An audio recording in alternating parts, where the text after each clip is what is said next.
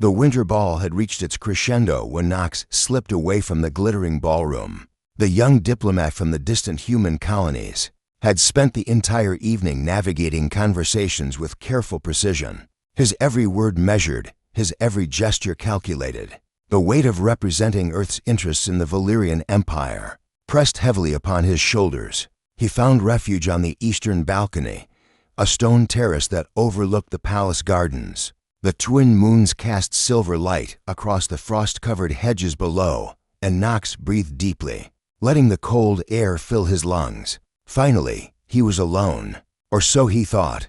Knox leaned against the marble railing, his formal coat unbuttoned, his diplomatic mask finally dropping. He stared up at the unfamiliar constellations and spoke aloud to the stars, as he often did when loneliness became too much to bear. "I don't know how much longer I can do this," he whispered to the night sky. "Everyone expects me to be this perfect representative of humanity, but I'm just tired of pretending I belong in these halls of power." He laughed bitterly. "And the worst part? I've fallen in love with someone completely unreachable. Princess Alexa of House Valyrian, the one person in this entire empire I can never, ever have."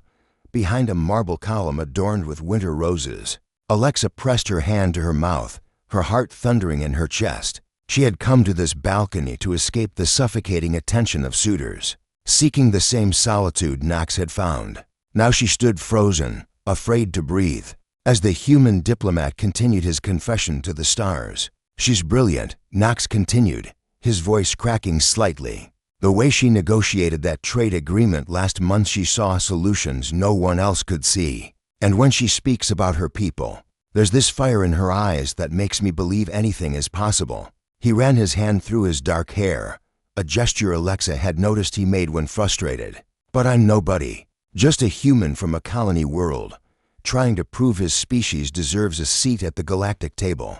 What could I possibly offer a princess? My family doesn't have ancient bloodlines or vast wealth. All I have are dreams of building bridges between worlds." Alexa's breath caught. She had spent months wondering if the feelings she developed for this earnest young diplomat were one-sided. During late-night treaty discussions, she had caught herself watching the way his eyes lit up when discussing possibilities for cooperation between their peoples. She had memorized the sound of his rare, genuine laugh. "The council would never allow it anyway," Knox said, his voice dropping to barely a whisper. "They'd say I'm trying to advance humanity's position through romance. They'd question my motives, my integrity, everything I've worked for. And she probably sees me as just another diplomatic functionary, professional, forgettable." "You're wrong." Knox spun around, his face draining of color as Alexa stepped out from behind the column. She wore a gown of deep sapphire that seemed to capture the moonlight, her silver hair cascading over her shoulders. Her violet eyes, the mark of Valyrian royalty, were bright with unshed tears.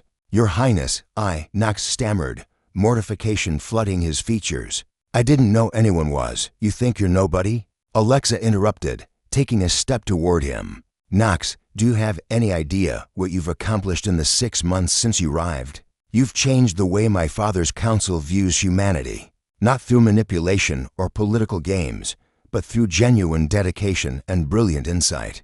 Knox stood paralyzed as she moved closer, her voice trembling with emotion she no longer tried to hide. "And as for being forgettable," a sad smile touched her lips, "I remember every conversation we've had. I remember how you stayed up for 3 days straight to find a solution that would satisfy both our peoples during the mining rights dispute.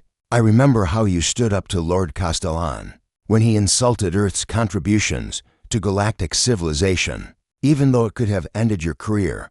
"Alexa," Knox breathed her name like a prayer. "You think the council's opinion matters more to me than my own heart." She was close enough now that he could see the silver flecks in her violet eyes. "I am the crown princess of the Valyrian Empire.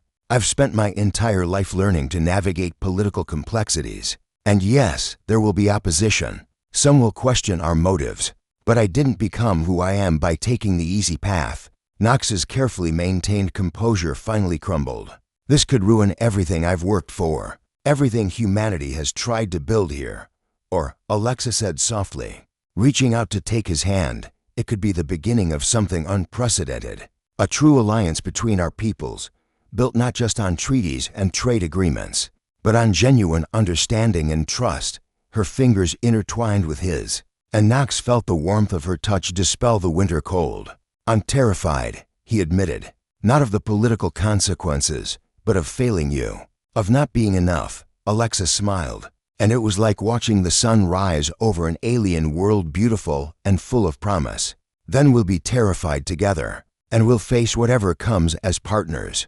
Knox looked into her eyes and saw not a princess bound by duty, but a woman who had chosen to take a leap of faith with him. Slowly, reverently, he raised her hand to his lips.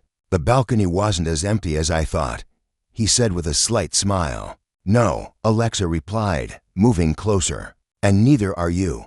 As the twin moons cast their silver light upon the balcony, a human diplomat and a Valyrian princess stood together, holding hands and facing an uncertain but hopeful future. Below them, the palace ball continued, unaware that history was being written in whispered confessions and brave hearts. The impossible, it seemed, had just become possible.